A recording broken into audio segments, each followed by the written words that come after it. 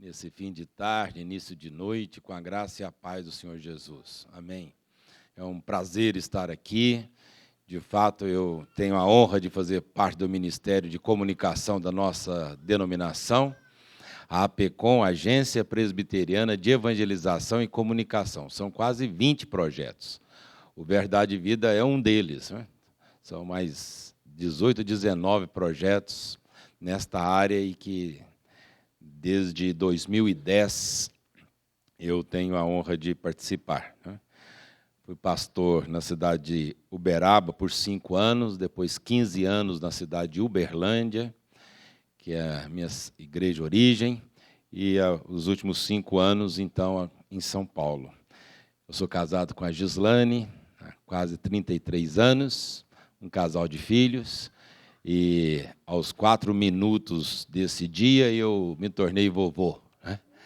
Nasceu Gabriel, lindo, parece vovô. O Gabriel, filho da Thalita, minha filha, e do Tiago. E também na noite passada, o meu filho Tércio, eu estava pensando, tenho quase idade para ser pai do pastor, eu estou ficando velho mesmo, porque o Tércio tem 30 anos, casado com a Carol, eles se mudaram, foram para bem longe, e eu certamente não o verei nos próximos meses aí. Meus amados, antes de nós falarmos também, ao finalzinho, eu vou dar uma palavrinha rápida também sobre o desafio nessa função que eu tenho exercido nos últimos 5 anos, mas mais importante do que tudo isso é a palavra de Deus, para a qual eu convido os irmãos e chamo toda a atenção, João capítulo 21. Evangelho de João, capítulo 21, nós leremos alguns versículos desse capítulo.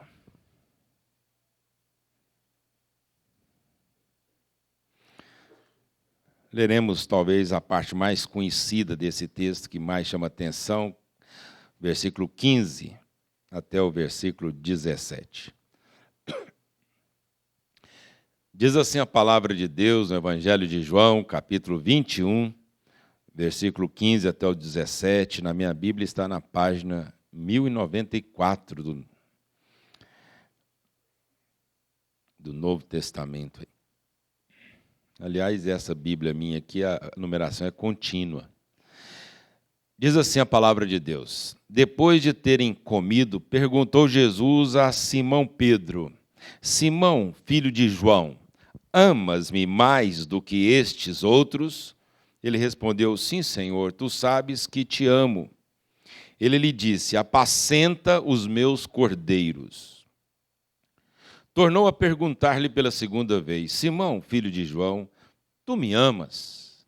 Ele lhe respondeu: sim, Senhor, tu sabes que te amo. Disse-lhe Jesus: pastorei as minhas ovelhas. Pela terceira vez, Jesus lhe perguntou: Simão, filho de João, tu me amas? Pedro entristeceu-se, por ele lhe ter dito pela terceira vez: tu me amas? E respondeu-lhe: Senhor, tu sabes todas as coisas, tu sabes que eu te amo. Jesus lhe disse: apacenta as minhas ovelhas. Deixa a sua Bíblia aberta nesse texto, nós vamos passear um pouco nesse capítulo 21, e eu gostaria que você conferisse tudo à medida que eu falasse, né? Curva a sua cabeça, feche os seus olhos, vamos conversar com Deus mais uma vez. Senhor, nós te louvamos por tudo que já aconteceu aqui, nesta tarde. Te louvamos pelos cânticos entoados, pela nossa participação efetiva no ministério aqui neste lugar. Te agradecemos, ó Deus, por esse templo confortável. Te louvamos, ó Deus, pela comunhão que podemos ter com os irmãos. Te louvamos pelas famílias representadas aqui, por aqueles que porventura visitam esta igreja nessa tarde. Te pedimos, ó Deus, que glorifique o teu nome entre nós. E ao sair daqui, saiamos fortalecidos com a força do teu poder. Que seja assim, em nome de Jesus, para a glória de Jesus. Amém. Meus irmãos, esse mês vai se falar muito sobre o nascimento de Jesus. E nós sabemos a origem do ministério de Jesus. É o ministério da reconciliação. É o Deus que se faz gente, habita entre nós, cheio de graça, e Ele vem para restaurar, Ele vem para que nós voltemos a ter um relacionamento com Deus. Esse ministério da reconciliação também foi passado ao povo de Deus, à igreja. Nós temos o ministério da reconciliação. E Deus quer nos usar e usa até hoje o seu povo para que nós, pela ação do Espírito Santo, restauremos o relacionamento das pessoas com Deus. Deus é um Deus de relacionamento, né? Se relaciona conosco. E Deus, na sua infinita graça e misericórdia, permite com que nós nos ajuntemos como agora. E Ele age na vida de pessoas para que essas pessoas sejam alcançadas e tenham a restauração da sua vida espiritual. É assim, é esta a razão da nossa existência, sermos instrumentos de Deus, para que, assim como nós fomos restaurados, pessoas também sejam restauradas. Deus quer que nós, como igreja, como povo, sejamos esse instrumento dele. Porque aqui o nosso tempo, essa peregrinação é muito rápida. E nós precisamos ser instrumentos de Deus. Fazer com que possa valer a pena tudo aquilo que Deus fez por nós. Ainda há pouco estávamos cantando isso, que Deus fez por nós, a gratidão que nós temos. Então, qual que é o objetivo da nossa vida? Muitas pessoas pensam que o objetivo da vida é serem bem-sucedidas. Um escritor famoso diz que não é. O maior objetivo nosso não é ser bem-sucedido, mas é cumprir o propósito, que é a glória de Deus. Então, meus amados irmãos, eu gostaria de falar um pouquinho para vocês sobre esse caminho da restauração. Como que Deus pode fazer para nos restaurar? Talvez algumas pessoas aqui, ou nós seremos usados por Deus para que alcancemos outras pessoas, é necessário que entendamos sobre essas ações de Deus na história e como que Deus se relaciona conosco para que nós sejamos restaurados. Então, meus irmãos, vamos pegar aí essa história conhecida. Nós sabemos, talvez, o melhor exemplo desse caminho de restauração nós encontremos aqui, nesse personagem, Pedro. É muito interessante como que as coisas aconteceram na vida dele, e ele serve como que um arquétipo, um modelo para que nós entendamos esse agir de Deus na vida da pessoa, na nossa vida, na vida de tantas outras. A Bíblia, nesse contexto, diz que os discípulos estavam lá no mar da Galileia, eles eram, a maioria deles ali, pescadores, e eles voltaram ali. Em determinado momento, a Bíblia diz que Pedro diz para os colegas ali, os amigos, olha, quer saber? Eu vou pescar. E nós vamos com você. Alguns estudiosos da Bíblia dizem que essa expressão dele, vou pescar, é mais ou menos como o ditado que tem lá em Minas Gerais. Está estressado? Vai pescar. E é mais ou menos isso. Eles falam que essa expressão dele aqui, vou pescar, é como que revelando um abatimento. Ele está abatido. Ele está confuso. Essa expressão aqui, vou pescar, no capítulo 21, no versículo 3, sugere um abandono do serviço e um retorno às antigas atividades. É assim que é interpretada essa expressão dele aqui. Talvez uma confusão também, um período de confusão emocional. Pedro, ele vendo aquelas circunstâncias, vivendo tudo aquilo naqueles últimos dias, ele e os seus amigos, parece que houve assim um período de vazio, um silêncio de Deus, todos aqueles sonhos, aquelas expectativas, o reino de Deus implantado, e agora um vazio estranho. E agora, os últimos 3 anos e meio foram tão intensos, e agora eles crucificaram o Senhor, e é verdade que tem sinais da sua ressurreição, mas parece que agora é um vazio. Quer saber? Vou pescar. nós vamos com você. E eles estão lá pescando a noite toda. Esse evento aqui, irmãos, mostra a necessidade de restaurar alguns valores, dando forças para recomeçar. Eu quero dedicar essa mensagem bíblica àqueles que talvez estejam passando algum tipo de abatimento. Foi um ano difícil. Talvez parece que não valeu a pena tanto esforço. E o ano vai se findando e parece que há um abatimento, uma confusão emocional. E você diz, mas e aí? O que vai ser? Será que vale a pena mesmo? Como é que está sendo isso? Essa luta esse ano foi tão... Então, eu quero dedicar essa mensagem a você, dizendo que o Espírito Santo de Deus nos traz a um lugar como esse, para nos restaurar. Aqui é um lugar de restauração. Você veio ao lugar certo, na hora certa. Deus nos trouxe aqui para nos restaurar. E, em primeiro lugar, veja no versículo 6 do capítulo 21. Apareceu lá o Senhor Jesus, mas eles estavam assim distantes, quem sabe uns metros assim, e apareceu lá um homem e disse assim, filhos, vocês têm aí alguma coisa para comer? Eles estavam lá no barquinho lá. Não temos nada não. Quer saber, nós trabalhamos a noite toda, não apanhamos nada. E aí aquele homem lá na praia, filhos, lancem a rede do outro lado. Alguém de certo pensou assim, tá bom, mais um, né? E lançou a rede. E quando ele lança a rede, a Bíblia diz que a rede pesa. E quando aquela rede pesa, depois de muitas horas de pescaria, João vira para Pedro, quando ele vê aquela situação, é aquela sensação de que eu já vi esse filme antes.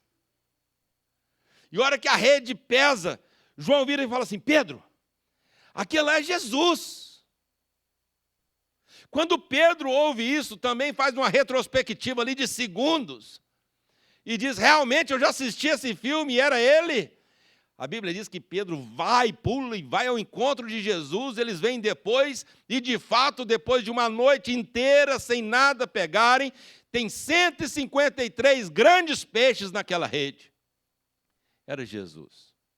Mas, meus amados irmãos, eles tinham passado essa cena 3 anos e meio aproximadamente. E lembre-se, Jesus está restaurando a vida de Pedro e daqueles homens. E o que Jesus faz quando Ele quer restaurar a nossa vida, a nossa espiritualidade? Ele nos lembra quem Ele é. Quem Ele é. Preste atenção, se você se sente desanimado, triste, você tem que trazer à sua memória o que Deus já fez na sua vida. Tem que trazer. Você tem que se lembrar quem é Deus. Esse exercício ele é muitíssimo importante. Quando a rede pesa, e João percebe aquilo, e vira para Pedro e diz, olha, é Jesus, a mente faz zzz. Mais ou menos o que eles vão fazer conosco daqui a alguns dias, olha, retrospectiva de 2015. E que retrospectivas, né, irmão? Mas deixa para lá. E aí, olha, vamos lembrar o que aconteceu. Tantas coisas aconteceram.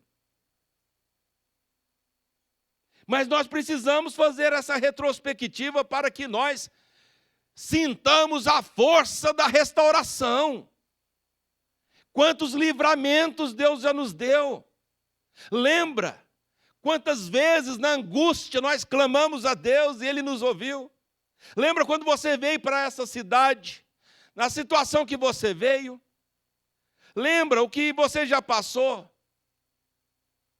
E Deus, na sua infinita graça, sustentou você. Alguns aqui foram alvos do amor de Deus, receberam cura física, cura emocional. Alguns aqui podem se levantar e dar testemunho e dizerem, olha, Deus fez isso na minha vida. Meus amados, nós precisamos nos lembrar das maravilhas que Deus operou na nossa vida. desde a nossa mais tenra idade. Se não for suficiente, volta mais. Que tal você começar lá em Gênesis? E você vai trazer à sua mente e coração quem é Deus. E sabe quem é Deus? O Deus criador, sustentador.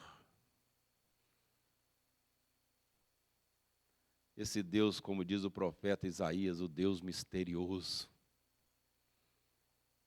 Onde tem mais de 7 bilhões de pessoas no planeta, mas Ele sabe quem é você exatamente. Um Deus que resolveu alcançar você. Antes que a palavra chegue à sua boca, Ele já sabe o que você vai dizer. Ele sonda sua mente e seu coração. Ele conhece tudo. São 7 bilhões de pessoas e você diz, Senhor, e Ele sabe exatamente quem é você. Meus amados irmãos, o caminho da restauração, em primeiro lugar, faz com que nós percebamos e nos lembremos quem é Deus. Era necessário fazer isso, porque imagina Pedro falando assim, olha, eu vou pescar, eu estou muito desanimado com isso. Eu investi tanta coisa, eu até pensei que nosso país iria mudar completamente, eu pensei que esse Império Romano, esse poder terrível, eu pensei que o Messias ia fazer disso aqui um céu, e nada, olha aí, mataram ele. E o tacão opressor do governo do Império Romano ainda persiste. Parece que, onde está Deus? Meus amados, nós precisamos sentir a força da restauração, do Espírito Santo em nós. Lembre-se, quem é Deus? Quem é que sustentou a sua vida até aqui? Sua família. Os livramentos que Deus deu. Momentos difíceis, quem é que consolou seu coração? Você que teve que sepultar alguém que você tanto amava. De onde veio aquela força? Só o Senhor, que está sempre conosco. Mas em segundo lugar, irmãos, no caminho dessa restauração, veja no versículo 15. Depois de comerem, Jesus perguntou a Simão, Simão, filho de João, você me ama realmente mais do que esses aqui? O que o Senhor Jesus está fazendo com aquele homem? Nesse caminho da restauração, além de mostrar quem Ele é, lembrar que Ele é Deus, que tem poder sobre tudo e sobre todos, que controla tudo. Além de mostrar isso, o que é que Ele está fazendo para restaurar a vida daquele homem, daqueles homens e a nossa vida? Ele faz com que Pedro se lembre de quem Ele é. Não só quem é Deus, mas quem nós somos. Ele começa a dizer, Pedro, você me ama? Ele está, olha, meus amados irmãos, esse é um ponto sensível da restauração. É necessário passar por esse caminho. Quem nós somos? Porque nós pensamos de nós mais do que convém, irmãos. É mais ou menos como aquele adolescente que olha no espelho, está naquela fase de transição, o nariz está ficando grande, parece, em proporção ao rosto e tal, mas ele olha e diz assim, mas eu sou lindo demais. Calma. Eu me lembro do meu filho, o Tércio, a autoestima dele parece que era muito elevada, sempre foi. E aí o Tércio um dia, ele falou assim, pai, porque lá na escola, eu vou cantar, eu vou tocar e cantar. Eu falei, mas como? Você não sabe? Eu sei. Eu falei, não sabe, filho. Ainda não, você começou agora. Calma, rapaz. Aí eu falei para ele, Islândia, conversa acontece, você vai pagar um mico tremendo, está todo mundo lá. E a Islândia falou, não, então você faz isso aqui, filho, ela toca, mas faz só assim e tal. Aí, quando ele se formou e voltou para Uberlândia, ele falou assim, eu sou o melhor designer aqui da cidade. Eu falei, calma, filho. Vai com calma, cara. Vai com calma. Não é assim, não. Ai, por que a gente às vezes demora a aprender, né? Mas ele está aprendendo. Ele viu que não é assim. Quando Deus não foi quebrando. Meus amados irmãos, nós pensamos de nós mais do que convém. Nós achamos que somos bons demais. Pedro achava. Certa vez Jesus virou assim e falou assim: olha, eles vão pegar o filho do homem, vão prender, e vocês vão ser dispersos. Ele disse: de jeito nenhum. Eu não. Eu dou a vida pelo Senhor. Jesus falou assim: não, Pedro, você está enganado. Olha, antes que o galo cante, você já terá me negado 3 vezes. Não, de jeito nenhum. Todo mundo pode te abandonar aqui. Ainda olhou para os colegas e falou: essa turma aqui tudo vai te abandonar. Ué, eu não, eu sou o cara. Jesus não discutiu com ele, tá, deixa quieto. Antes do galo cantar, ele já tinha traído Jesus 3 vezes. Meus amigos e irmãos, no caminho da restauração é necessário que nós nos lembremos quem nós somos. Sabe quem nós somos? Nós somos pecadores. A nossa natureza é propensa para o mal. Se não é uma ação sobrenatural do Espírito Santo de Deus, nós cometemos as coisas mais vergonhosas que podem ser cometidas. É no nosso coração que habita a impureza, o adultério, a mentira, a corrupção. É essa a nossa natureza. Se uma pessoa tem a oportunidade, ela comete loucuras. Ela relativiza a sua fé, relativiza a sua família, relativiza a sua igreja, relativiza os seus princípios, a moral. Nós somos pecadores. Para que nós sintamos essa restauração de Deus, nós precisamos nos lembrar quem nós somos. Baixa a bola. Olha para você mesmo. Vamos olhar para nós. A nós cabe o corar de vergonha. Mas com Deus está o perdão e a misericórdia. Nós não podemos pensar de nós mais do que convém. Quando o Senhor Jesus está restaurando a vida de Pedro e dos amigos e as nossas vidas, ou a nossa vida, o Senhor Jesus tem que fazer com que nós nos lembremos quem nós somos. E aí ele começa a fazer um processo com Pedro. Ele começou a perguntar para Pedro: Pedro, você me ama? Eu te amo, Senhor. Te amo. Te amo muito. Caminharam mais um pouquinho. Pedro, você me ama? Amo, Senhor. Eu amo muito o Senhor. Jesus perguntou a 3ª vez: Pedro, você me ama? Pedro ficou triste. Porque Jesus perguntou pela 3ª vez: você me ama? E aí ele agora, com a voz mais embargada, mais triste, disse: o senhor sabe tudo. O senhor sabe que eu te amo.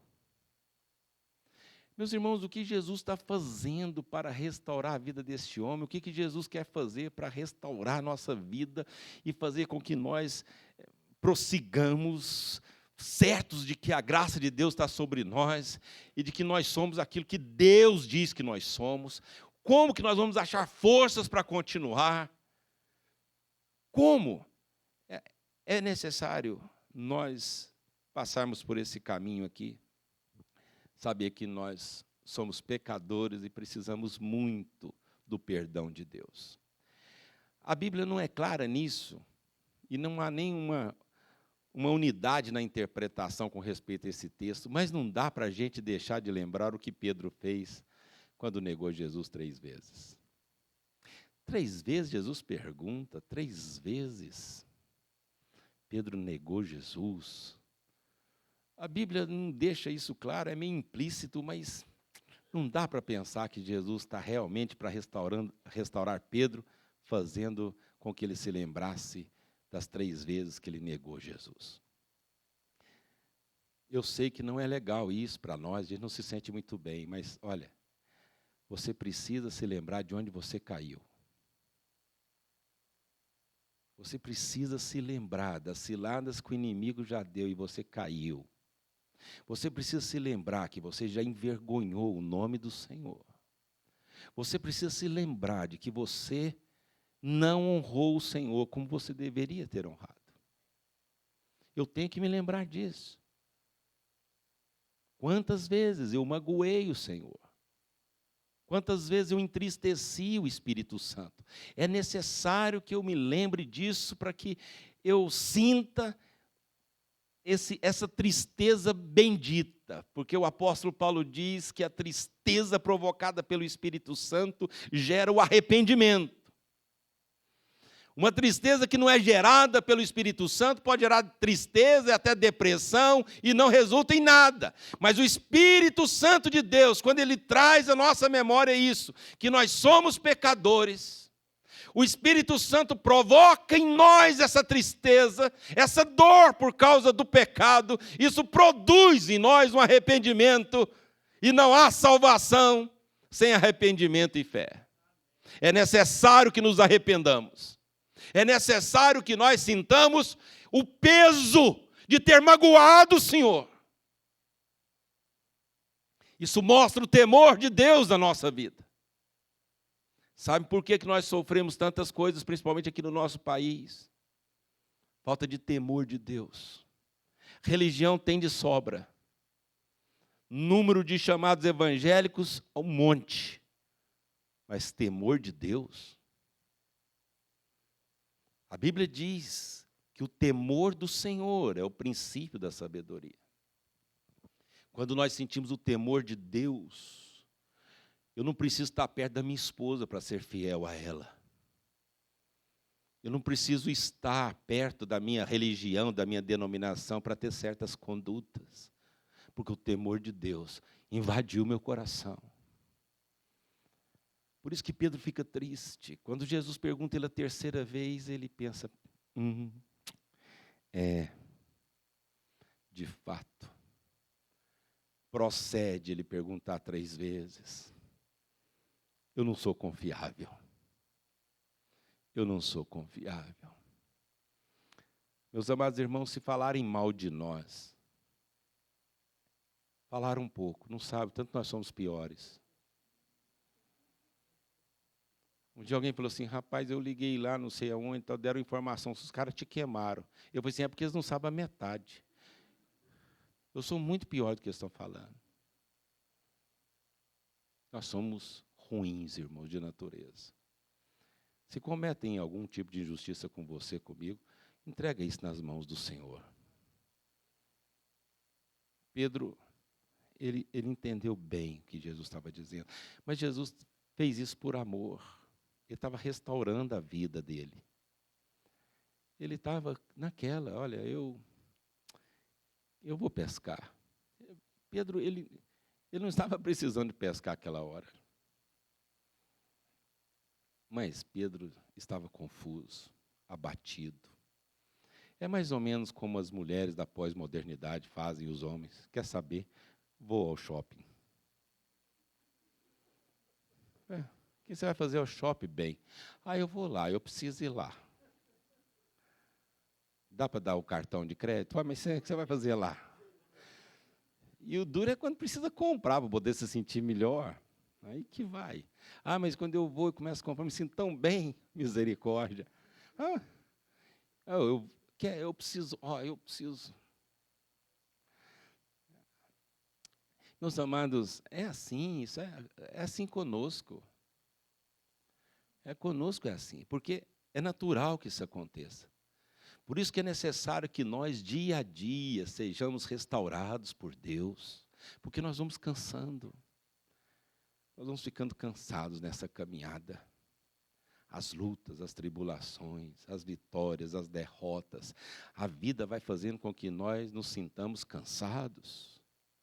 E talvez você vai chegando ao final desse ano dizendo assim, eu estou cansado.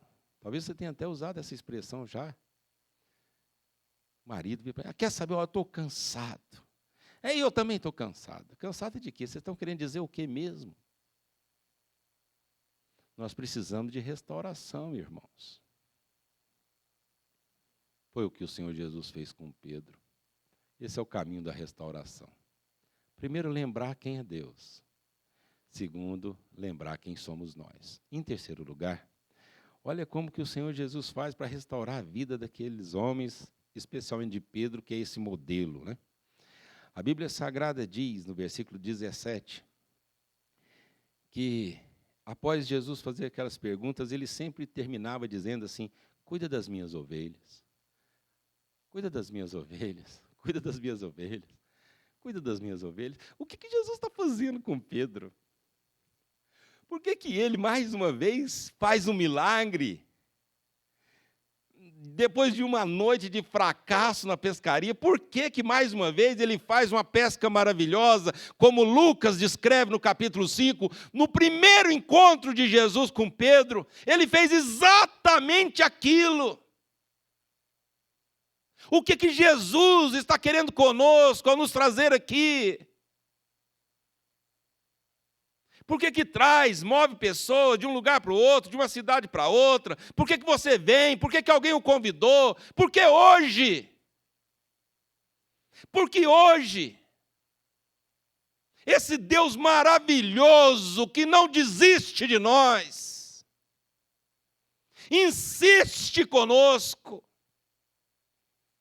permite com que vivamos, como que dando tempo para que nos restauremos. Ele faz maravilhas. Se não lembra das maravilhas que já aconteceram, coloca na nossa mão a palavra cheia de milagres de um Deus presente. Permite com que nós nos lembremos e festejemos o Natal. Por que Deus é tão bom assim? Insistindo conosco, dizendo que Ele é Deus. Permite com que nós nos lembremos de que somos pecadores, ainda que isso incomode um pouco. E, em terceiro lugar, nos lembra que nós temos função, nós temos propósito. Apacenta as minhas ovelhas, Pedro. Em outras palavras, Jesus está dizendo assim: por que parou? Parou por quê? Parou por quê? Por que parou? É mais ou menos, Pedro, tudo bem que você é um bom pescador, rapaz, mas eu já te falei que você é um pescador de homens agora. Vai pescar só na segunda-feira, que é o dia do pastor, a sua folga, vai pescar. Mas, por favor, Pedro, cuida das minhas ovelhas, Pedro. Parou por quê? Por que você está desanimado? Você tem ministério. Lembra do jeito que você orava? Lembra quando você ouviu a palavra de Deus e o Espírito Santo de Deus tocou no seu coração? E você queria falar de Jesus para todo mundo? Parou por quê? Queria orar, jejuar, ser cheio do Espírito Santo. Parou por quê? Meus amados irmãos, isso é natural, vai acontecendo conosco, mas a palavra de Deus parou por quê? É hora de recomeçar. É hora de recomeçar, irmãos. Nós não temos tanto tempo assim. Não temos tanto tempo assim. A vida passa tão depressa. É como uma neblina que aparece por um instante e logo se dissipa. É como um breve pensamento. A vida passa tão depressa. Eu me lembro da família tão complicada que eu vim. E aí a Gislaine, logo do começo, aqui tanto de mania, tantas coisas, a minha esposa sábia, que pela graça e misericórdia de Deus foi discipulada por uma missionária, ela me educou. A Gislaine, tantas complicações, tanto jeito esquisito de ser. A Gislaine, um dia, eu nervoso ao extremo, ela falou assim: bem, a vida passa tão depressa, bem. Vamos viver bem. Não compensa, para que isso? A vida passa tão depressa, vamos viver bem. Eu nunca esqueci das palavras dessa filósofa Gislaine. Aí quando eu começo, aí eu lembro, a vida passa tão depressa, vamos viver bem, amor. Meus amados irmãos, por que nós paramos? Pedro, cuida das minhas ovelhas. Sabe, meus amados irmãos, para concluir essa meditação, eu quero lembrar então a vocês que nós temos o caminho e o ministério da reconciliação. E para nos restaurar, o Senhor Jesus quer que nós nos lembremos de quem é Ele. Ele é o Deus Todo-Poderoso. Ele quer que nos lembremos de quem somos nós. Somos pecadores, equivocados pecadores. E em terceiro lugar, Ele quer que nós nos lembremos de que nós temos uma função, nós temos propósito, nós temos ministério. Todos nós fomos chamados, porque Deus quer nos usar. Apacenta as minhas ovelhas. Recomeça. É hora de recomeçar. Que Deus nos abençoe muito. E que a boa mão de Deus sobre nós nos dê força para prosseguirmos, para recomeçar. O texto de Apocalipse diz que nós devemos nos lembrar do primeiro amor, da prática das primeiras obras. É hora de recomeçar. Fique em pé se você puder. Vamos receber de Deus a força necessária para prosseguirmos a nossa caminhada. Não desista, em nome de Jesus. Não desista da santificação. Não desista. Mas parece demorado demais. Algumas bênçãos que eu sinto que são necessárias para eu prosseguir. Calma. Deus é bom. Não desista da santidade. Não desista da caminhada. Eu sei que está muito confuso. É mesmo desanimador. Mas, irmãos, quem fez a promessa é fiel. Quem fez a promessa é fiel. Cubra a sua cabeça, feche os seus olhos. Sinta a presença de Deus na sua vida. Ele não te confunde com ninguém. Você é único para Deus. Ainda que sejamos mais de 7 bilhões de pessoas, Ele sabe exatamente quem você é.